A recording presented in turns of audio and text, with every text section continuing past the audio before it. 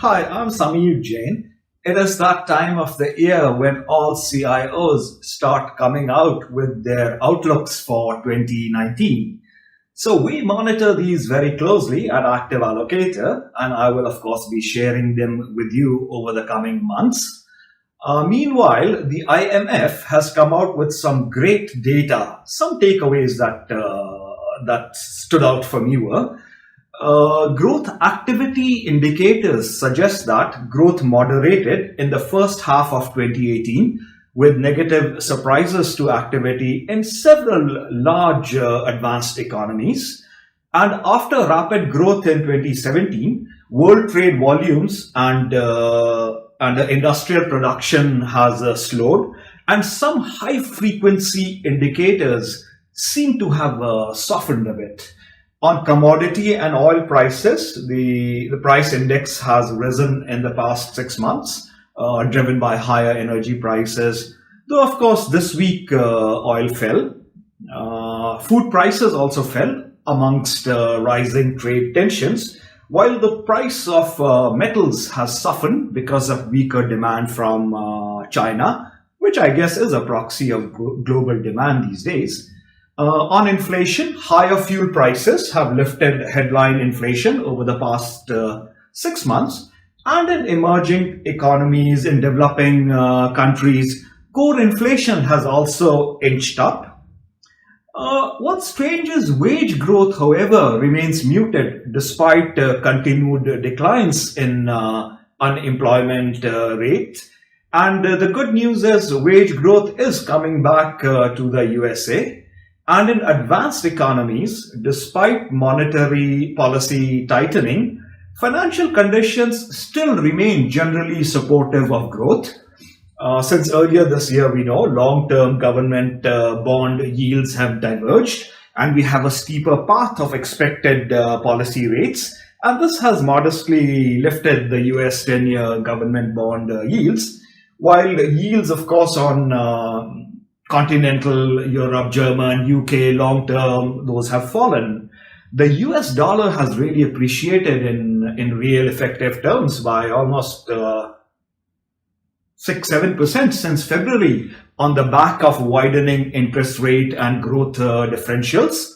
So, amongst emerging markets, policy rates have generally increased since the spring, and the sharp increase for emerging Europe reflects the policy rate hikes in Turkey on bonds. Long-term government bond yields have generally increased, and sovereign spreads have widened over the past 6 months. And spreads have widened significantly more in countries with greater external financing needs. Equity indices have declined amongst rising trade tensions and somewhat tighter external financial conditions. Capital flows to emerging markets appear to have weakened in the second quarter of 2018, with some non-resident portfolio flows turning negative. And of course, on the impact of commodity price changes, higher oil prices have led to a sizable increase in our projected terms of trade, but that depends on which side you are. Non-stressed fuel exporters are expected to grow much faster in 2019 than what was previously projected, but growth prospects for oil importers are, of course, getting revised downward, both because of currency and if oil prices go up. Nobody's really sure what's going to happen to oil prices, frankly. And turning to global investment and trade, they say the pace of expansion of global investment is projected to ease in 2019 with a much more notable decline in trade growth. But in the medium term, the numbers suggest that investment growth is projected to remain robust in emerging markets, in developing economies, and it's going to be around one-third of their GDP growth. Of course, in advanced economies, investment growth is expected to weaken significantly over the next 3-4 years.